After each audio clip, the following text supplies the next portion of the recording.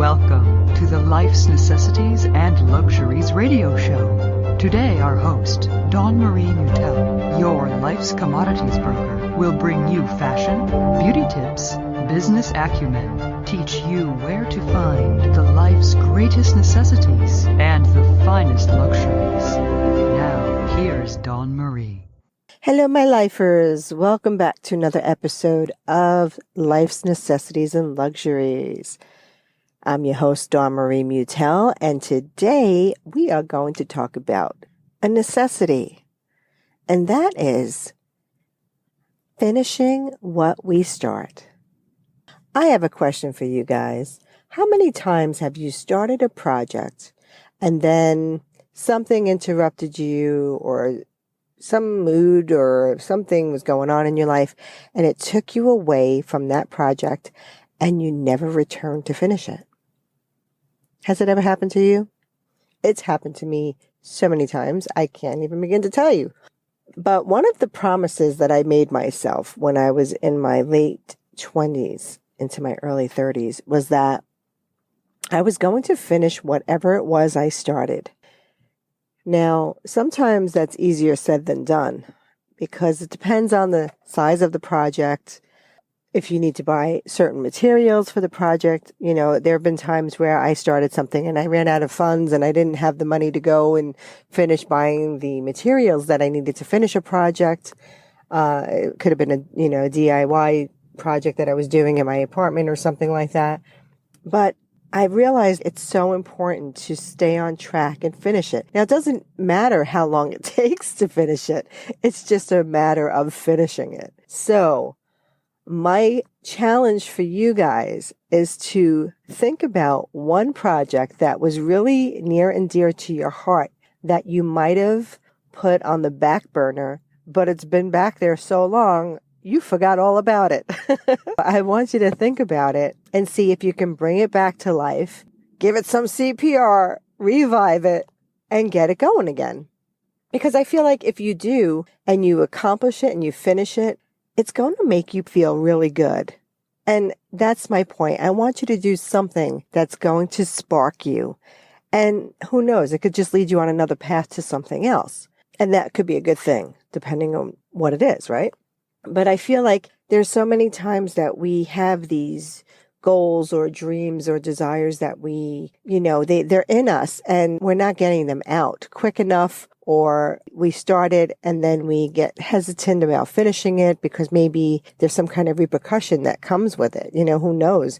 Maybe once you finish that project, it may change your life forever for the better. And maybe, sometimes I know I've had a fear of success. I've had sabotage myself with things. Even in my 30s, I felt like I was almost afraid to become successful because there was going to be more pressure put on me and there's more eyeballs on me, and I had to be on at all times, and it's a lot of stress. So I think I just took a back seat and didn't really push myself the way I wanted to.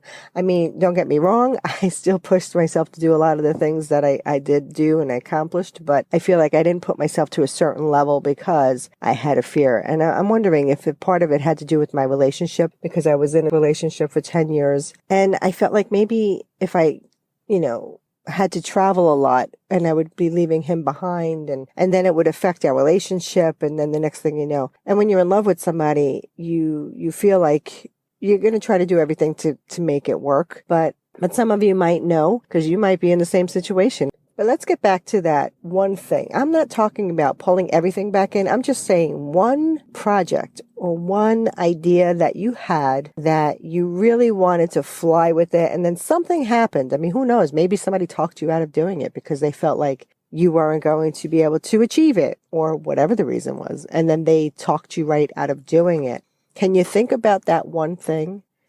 Is there something there that you can just say, you know what? I'm a different person now. I'm older now. I'm wiser now.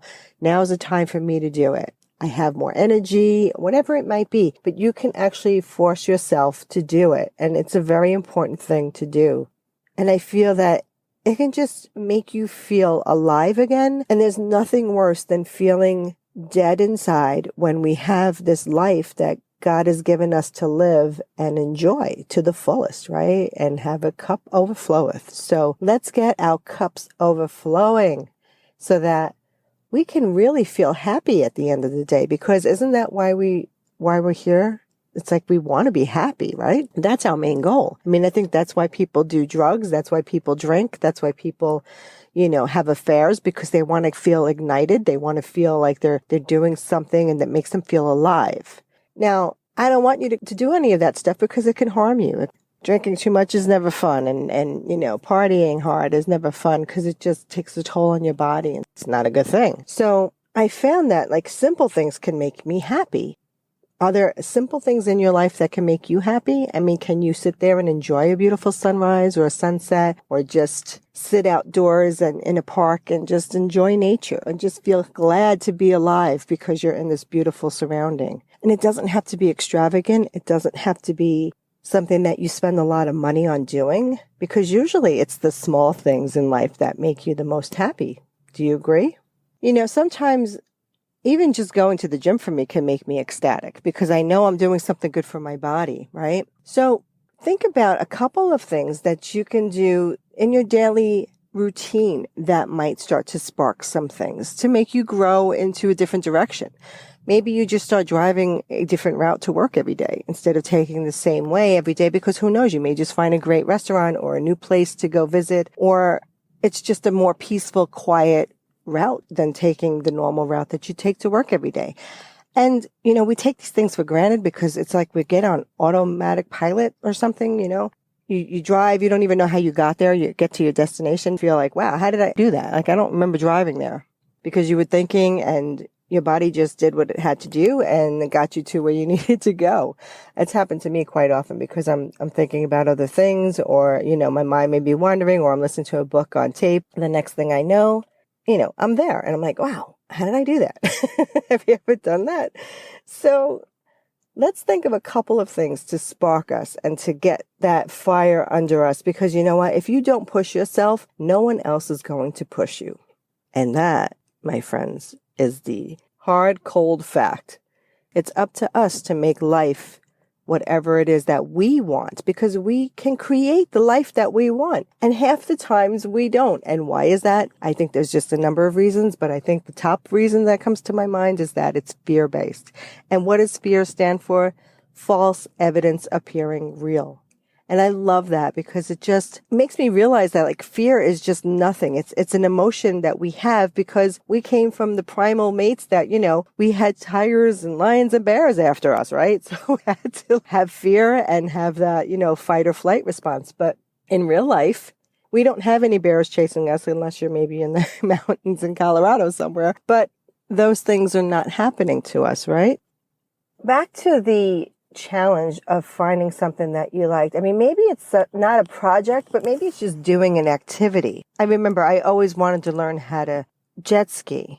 And I had a friend who owned a jet ski, and they took me out on the water with them. And it was just so much fun. It was so invigorating. And once I did it and I said, oh, this was really fun, I knew it would be. It kind of like lit me up to do other fun things and other exciting things. That's why I want you to do this one thing, because I feel like when you get a momentum going, first you got to get the ball rolling. And once it starts rolling and it's going down the hill, it's picking up that momentum that we need. We need momentum because with action comes momentum. So the first time you take a step moving in the direction, you can keep moving forward and do those things that you really would like to do in your life without thinking like, oh, I really wanted to do that and I never did it, and now I'm too old and now it's too late. And remember, you're never too old. It's never too late to live that life that you want to live and love. So what's the one thing that you're going to pull out of the hat and start doing? Tell me in the comments section. I'd love to hear from you to let me know what it is that you decided to do. And did it help you get to the next step of something that you might be working on trying to achieve?